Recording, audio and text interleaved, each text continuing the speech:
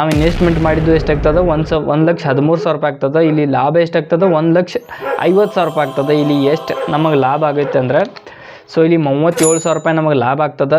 So guys, ನೀವೇನಾದರೂ ಗೋಟ್ ಫಾರ್ಮನ್ನು start ಮಾಡಬೇಕಿದ್ರೆ so ಮೊದಲಿಗೆ ನಿಮಗೆ ಯಾವ ಜಾತಿ ಆಡುಗಳನ್ನ ಮಾಡಬೇಕಂತ ಸೊ ನಿಮ್ಗೆ ಗೊತ್ತಾಗಲ್ಲ. ಸೊ ಯಾವುದು ಹೆಚ್ಚು ಲಾಭವಾಗುತ್ತೆ ಅಂತ ನಿಮ್ಗೆ ಬಿಗಿನಿಂಗ್ನಲ್ಲಿ ಗೊತ್ತಾಗಲ್ಲ. ಸೊ ಯಾವುದು ಜಾಸ್ತಿ ಅರ್ನಿಂಗ್ ಆಗುತ್ತೆ ಅದು ಕೂಡ ಗೊತ್ತಾಗೋದಿಲ್ಲ. ಸೊ ಅದು ಹೇಗೆ ಅರ್ನಿಂಗ್ ಆಗುತ್ತೆ, ಯಾವ ಜಾತಿ ಹೆಚ್ಚು ಅರ್ನಿಂಗ್ ಆಗುತ್ತೆ ಅಂತ ಸೊ ನಾನು ಈ ವಿಡಿಯೋನಲ್ಲಿ ಸಂಪೂರ್ಣವಾಗಿ ಹೇಳ್ತೀನಿ. ಸೊ ನೋಡಿ, ಮಿಸ್ ಮಾಡ್ಕೊಳಕ್ಕೆ ಹೋಗಬೇಡಿ. ಸೊ ಗೈಸ್, ಇಲ್ಲಿ ಫಸ್ಟ್ ಒಂದು ಬರೋದು ಉಸ್ಮಾನಾಬಾದಿ ಅಂತ. ಇದನ್ನು ಹೆಚ್ಚು ಸಾಕ್ತಿರುವಂಥದ್ದು ಮಹಾರಾಷ್ಟ್ರದಲ್ಲಿ, ಇತ್ತೀಚೆಗೆ ಕರ್ನಾಟಕದಲ್ಲಿ ಕೂಡ ಸಾಕ್ತಕ್ಕಂಥದ್ದು. ಇದು ಎರಡು ಮುಖ್ಯ ಕಾರಣದಿಂದ ಅತಿ ಹೆಚ್ಚು ಸಾಕಾಣಿಕೆ ಮಾಡ್ತಾ ಇದ್ದಾರೆ. ಯಾಕಪ್ಪ ಅಂದರೆ ಒಂದನೇ ಕಾರಣ ಬಂದುಬಿಟ್ಟು ಯಾವುದೇ ವಾತಾವರಣಕ್ಕೂ ಕೂಡ ಅತಿ ವೇಗವಾಗಿ ಹೊಂದಿಕೊಳ್ಳುವಂಥ ಜಾತಿ ಇದು. ಮತ್ತೊಂದು ರೋಗ ನಿರೋಧಕ ಶಕ್ತಿ ಜಾಸ್ತಿ ಇರೋದ್ರಿಂದ, ಅಂದರೆ ಈಗ ಯಾವುದೇ ರೋಗ ಬಂದರೂ ಕೂಡ ಅತಿ ಹೆಚ್ಚು ಎಫೆಕ್ಟ್ ಆಗೋದಿಲ್ಲ ಇದಕ್ಕೆ. ಅದರಿಂದ ತುಂಬಾ ಜಾಸ್ತಿ ಸಾಕಾಣಿಕೆಯನ್ನು ಮಾಡ್ತಕ್ಕಂಥದ್ದು ಕರ್ನಾಟಕದಲ್ಲಿ ಮತ್ತು ತುಂಬಾ ಪ್ರಾಫಿಟ್ ಆಗ್ತಕ್ಕಂಥದ್ದು. ಮತ್ತು ನಿಮ್ಮ ಹತ್ರ ಏನಾದರೂ ಲೋ ಬಡ್ಜೆಟ್ ಇದ್ದರೆ ಈ ಜಾತಿಯನ್ನು ಸಾಕಾಣಿಕೆಯನ್ನು ಮಾಡ್ಬೋದು ನೀವು. ಎರಡನೇದು ಬಂದ್ಬಿಟ್ಟು ಅಂದರೆ ಬೀಟಲು.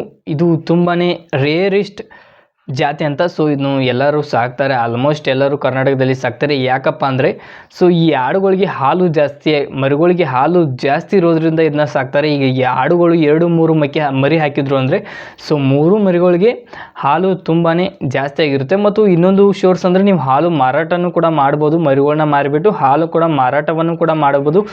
ಇದರಿಂದ ಕೂಡ ನೀವು ಅರ್ನಿಂಗನ್ನು ಮಾಡ್ಬೋದು. ತುಂಬ ಜಾಸ್ತಿ ಲಾಭವಾಗುತ್ತೆ ಈ ಜಾತಿಯಲ್ಲಿ. ಸೊ ಇದನ್ನು ಮೀಡಿಯಮ್ ಬಜೆಟ್ನಲ್ಲಿ ನಿಮಗೆ ಏನಾದರೂ ಮೀಡಿಯಮ್ ಬಜೆಟ್ ಇದ್ದರೆ ಸೊ ಇದನ್ನ ಸಾಕಾಣಿಕೆಯನ್ನು ಮಾಡ್ಬೋದು. ಇನ್ನು ಮೂರನೇದು ಬಂದುಬಿಟ್ಟು ಜಮನಾಪುರಿ ಅಂತ.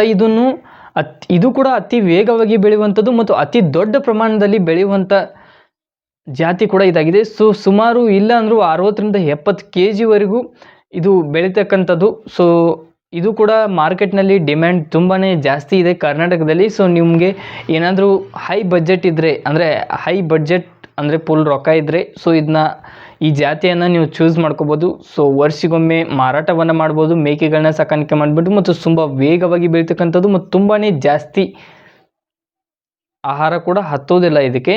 ಇಲ್ಲಿ ಡಿಫ್ರೆನ್ಸ್ ನೋಡ್ತಕ್ಕಂಥದ್ದು ಅಂದರೆ 3 ಡಿಫ್ರೆನ್ಸ್ ನೋಡ್ತಕ್ಕಂಥದ್ದು ಅಂದರೆ ಸೊ ಈಗ ಮೊದಲು ಹೂಡಿಕೆ ನೋಡ್ಬೋದು. ಸೊ ಉಸ್ಮಾನಾಬಾದಿಯಲ್ಲಿ ಹೂಡಿಕೆ ಕಡಿಮೆ ಇದ್ದರೆ ಬೀಟಲ್ಲಿ ಒಂದು ಸ್ವಲ್ಪ ಮಧ್ಯಮ ವರ್ಗದ ಹೂಡಿಕೆಯನ್ನು ಮಾಡಬೇಕಾಗ್ತದೆ. ಅದೇ ಜಮನಾಪುರಿಯಲ್ಲಿ ಇನ್ವೆಸ್ಟ್ಮೆಂಟ್ ತುಂಬಾ ಜಾಸ್ತಿ ಮಾಡಬೇಕಾಗುತ್ತದೆ. ಅದೇ ರೀತಿ ರಿಸ್ಕ್ ಕೂಡ ಸೇಮ್ ಆಗಿರ್ತದೆ. ಸೊ ಉಸ್ಮಾನಾಬಾದಿ ಕಡಿಮೆ ಇದ್ದರೆ ಬೀಟಲ್ ಜಾಸ್ತಿ, ಜಮನಾಪುರ ಹೆಚ್ಚಾಗಿರ್ತಕ್ಕಂಥದ್ದು. ಸೇಮ್ ಅದೇ ರೀತಿಯಾಗಿ ಲಾಭದ ಕೂಡ ಸೇಮ್ ಆಗಿರುತ್ತೆ. ಸೊ ಉಸ್ಮಾನಾಬಾದಿ ಒಂದು ಸ್ವಲ್ಪ ಕಡಿಮೆ ಪ್ರಮಾಣದಲ್ಲಿ ಆದರೆ ಮಧ್ಯಮ ಪ್ರಮಾಣದಲ್ಲಿ ಬೀಟಲ್ ಬರುತ್ತೆ. ಅತಿ ಹೆಚ್ಚು ಅಂದರೆ ಅದು ಯಾವುದಾಗಿರುತ್ತೆ ಅಂದರೆ ಜಮನಾಪುರಿ ಮೇಕೆ ಜಾತಿ ಆಗಿರುತ್ತೆ. ಸೊ ಅದು ತುಂಬಾ ಜಾಸ್ತಿ ಲಾಭವನ್ನು ಮಾಡ್ತಕ್ಕಂಥದ್ದು. ಒಂದು ಸಿಂಪಲ್ ಲೆಕ್ಕವನ್ನು ನೋಡೋಣ.